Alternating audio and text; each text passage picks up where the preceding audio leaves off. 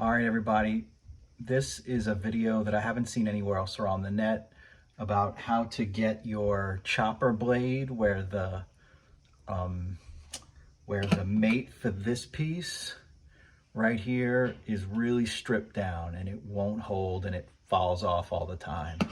The goal is to put like a collar on it or something to capture this from slipping off of the shaft inside the dishwasher down there in the sump.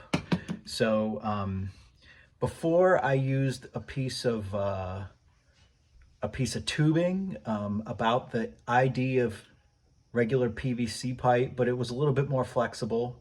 I don't know exactly what type of tubing it was. It might have been, I don't know what kind of tubing it was, but this is a piece of garden hose. This fits a little bit tighter. What I found is after using that piece of tubing, after about a year, the tubing loses its grip on it and it comes off. So this is a little bit tighter.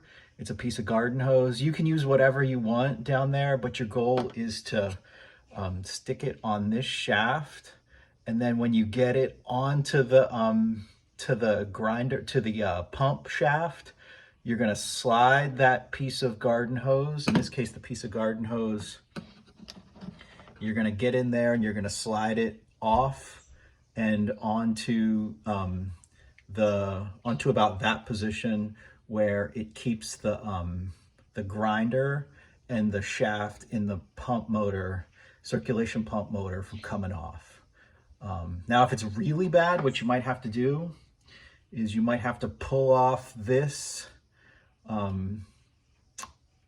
spacer. So you see there's a spacer in between the top of the plastic, then there's like a spacer, then there's the blade. You might have to pull that off and put on an E-clip to get the extra depth to go in and grab the pump shaft, especially if the pump shaft is really badly stripped. So the goal is to avoid replacing that whole motor, that whole pump shaft, because it's a really big job. You got to pull the dishwasher out and everything. And the part's not cheap. So you can see here, I did it. This part lasted about a year and a half, 2 years. And that's when the tubing I used got loose and it still slipped off. So you can see here, that spacer in between the tip of the plastic shaft and the blade, I put an E-clip there. So in the comments, I'll put the diameter, the size of the E-clip. And you use the E-clip to hold it on. Sometimes they're called a C-clip.